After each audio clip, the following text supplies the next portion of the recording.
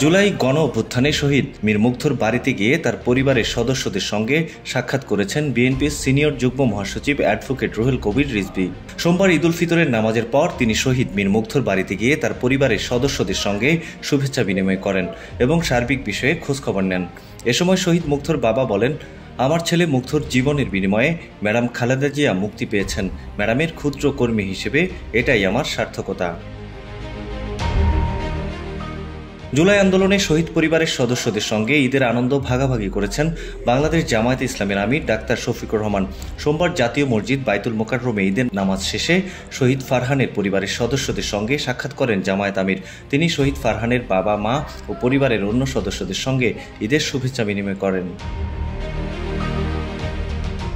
জাতীয় ঈদগাহে ঈদ উল ফিতরের নামাজ আদায়ের পর জুরাইন কবরস্থানে জুলাই অভ্যুত্থানে শহীদদের কবর জিয়ারত করেন জাতীয় নাগরিক পার্টি এনসিপির আহ্বায়ক নাহিদ ইসলাম।